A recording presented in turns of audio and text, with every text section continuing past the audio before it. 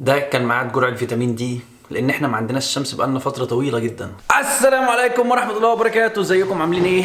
يا رب تكونوا جميعا بخير وفي احسن حال. النهاردة هنطلع نعمل الفلوج اللي انا كنت سألتكم عليه قبل كده في التصويت وانتوا قلتوا تقريبا دي نتيجة التصويت. فاحنا النهاردة هناخد جولة في الحي اللي انا عايش فيه، هوريكم اشهر الحاجات اللي موجودة فيه والحاجات اللذيذة، شكل البيوت. بصراحة ما كنتش عارف اصوره ازاي يعني، عشان كده اخد مني فترة طويلة على ما قررت ان انا اصوره، لان ما كنتش عارف اعمل له ترتيب معين نمشي عليه. بس انا ان شاء الله هننزل نصوره النهارده ونحاول نطلع منه احسن ما يمكن. طبعا هتلاقوا فيه مشاهد كمان بالدرون، ان شاء الله تعجبكم. وبقولوا لي في الكومنتس لو عجبتكم مشاهد الدرون، لان انا نفسي اجيب درون اصلا. بس قولوا لي لو المشاهد دي عجبتكم، ان شاء الله نجيب درون كبيره فيما بعد مع الوقت. خلينا نبدا على طول وما نضيعش وقت، ونبدا من اول مكان هنقف فيه النهارده. اول مكان هنقف عنده النهارده هو المكان اللي ورايا دوت، وهو الحي او الكومين او الادمنستريشن. بس قبل ما اقول لكم المهام اللي بيبقى موجود فيها، لازم اقول لكم ان بلجيكا بلد فيدراليه، يعني كل حي بياخد خدمات على قد الضرايب اللي بيدفعها. حي زي مولنبيك الخدمات اللي فيه اقل بكتير من اودرجام مثلا، لان الناس اللي بتدفع هناك ضرايب اقل من الناس اللي بتدفع ضرايب هنا، فالخدمات اللي بياخدوها بتكون اقل بكتير يعني. فده الفرق ما بين حي والتاني، وده اللي بيخلي في حي شكله حلو والحياه فيه شكلها اظرف كتير، وفي احياء تانية ما بتبقاش فيها نفس الخدمات، ما بيبقاش فيها نفس الامكانيات اللي موجوده في كل الاحياء هنا. خلينا اقول كمان ان الحي هنا مش بس مسؤوليته تشجير والتنظيف في الشوارع والحاجات ديت، لا، لكن هم كمان اللي بيجمعوا مخالفات السيارات، ودي مسؤوليه الحي مش مسؤوليه الشرطه خالص. وده على عكس عندنا احنا تماما يعني. كمان في نفس المبنى هنا يعتبر السجل المدني، اللي انت بتقدر تطلع كل الاوراق اللي انت عايزها، كل الحاجات اللي انت محتاجها بتبقى موجوده هنا داخل المبنى. كمان في المركز الثقافي برضو موجود هنا في نفس المبنى، وقسم الشرطه بس ده في الناحيه الثانيه. فتقريبا كل الخدمات اللي انت بتدور عليها بتقدر تعملها كلها في نفس المكان. كمان المركز الثقافي هنا بيعرض افلام ومسرحيات وعروض وحاجات كتير خلال الاسبوع، وكلها مجانيه لاهل الحي ان هم يجوا يتفرجوا ويشاركوا اوقاتهم بس. فدي من الحاجات المميزه جدا هنا في حي زي دوت يعني، عشان كده انا بحب الحي هنا. دلوقتي احنا هنروح على تاني ستوب هنقف عندها النهارده.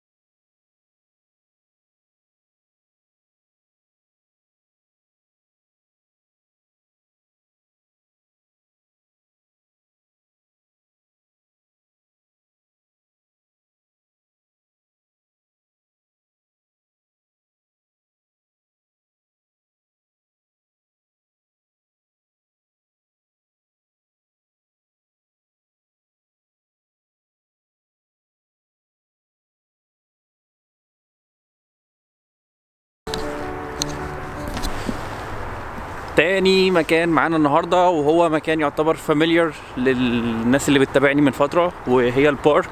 زي ما انتم شايفين كده احنا في البارك، اقل من 10 دقايق مشي من البيت عندي، عشان كده دايما باجي هنا، دايما بحب اضيع وقتي هنا لان هي جميله. فانا شايف ان احسن حل ان احنا نتفرج على البارك دي مع بعض من خلال الدرون.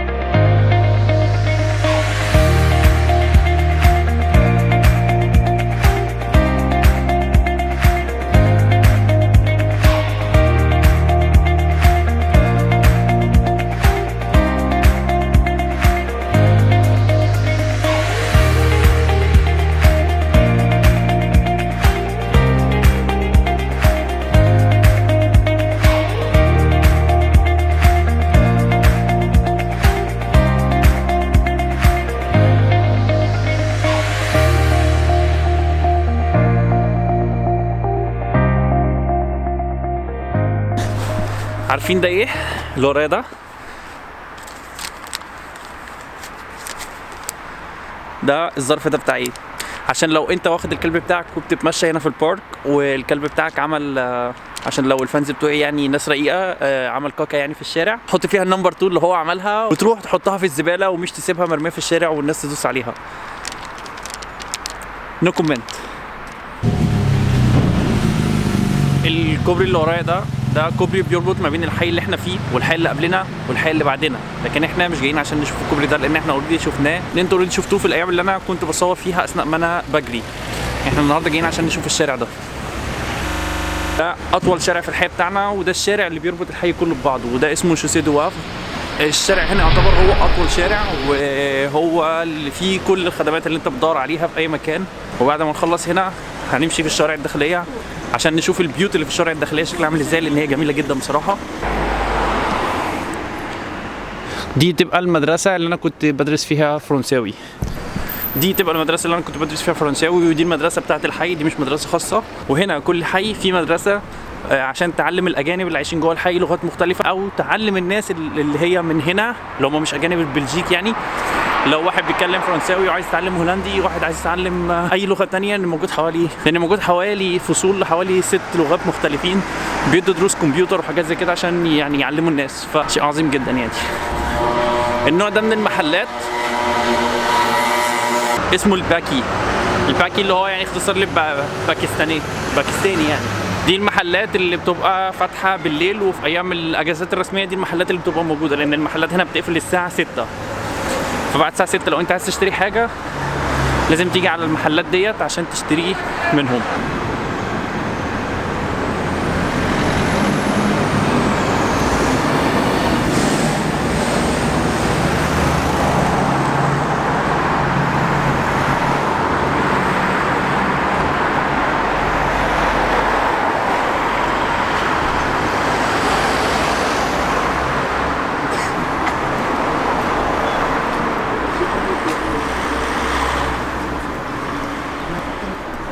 دي بقى حاجه من الحاجات اللي منتشره عندنا جدا، العجل.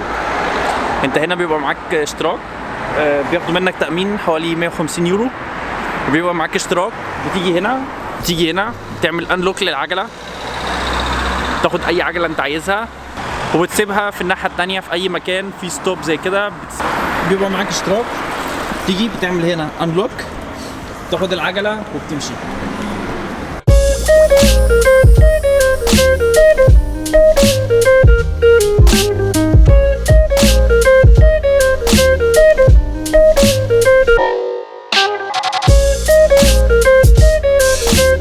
المكان اللي احنا فيه دلوقتي ده زي ميدان بسيط كده صغير في الحي،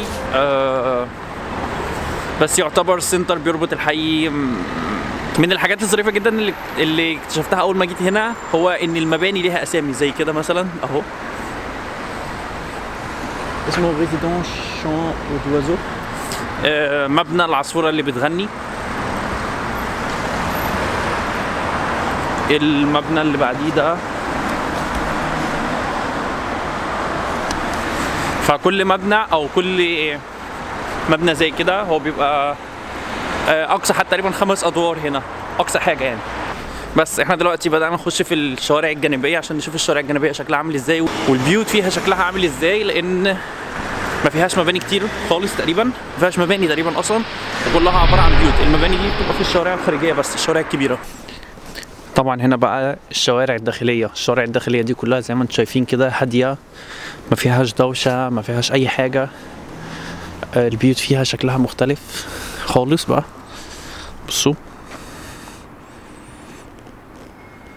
بس زي ما انتم شايفين بقى دي كلها الشوارع الداخليه، كلها عباره عن بيوت، اللي هي البيوت اللي احنا متعودين بنشوفها في الافلام، اللي هي البيت بتاعها مثلث كده من فوق وشكلها مختلف عن اي البيوت عندنا في مصر او في الشرق الاوسط اعتقد بشكل عام يعني. ولكن خلينا نتكلم عن مصر، المكان اللي انا كنت موجود فيه، يمكن يكون موجود حاجه زي كده في بلاد تانية لكن انا ما اعرفش. طبعا البيوت دي كلها من الخمسينات والستينات، ولكن اتجددت مع الوقت وبقت شكلها مختلف خالص زي ما انتم شايفين كده. كمان طبعا زي ما انتم شايفين مفيش هنا محلات خالص في الشوارع الداخليه ديت، مفيش ورش، مفيش اي حاجه، لان دي اماكن معموله للناس للهدوء. دي الحاجات اللي بتميز حي عن التاني. من الاحياء التانيه بتلاقي مثلا في شوارع الناس واقفه في الشارع، في شوارع زي عندنا في مصر كده الناس واقفه على الناصيه وبتهزر وصوتها عالي بالليل والحاجات دي. الكلام ده مش موجود هنا مثلا، دي بتختلف من حي لتاني.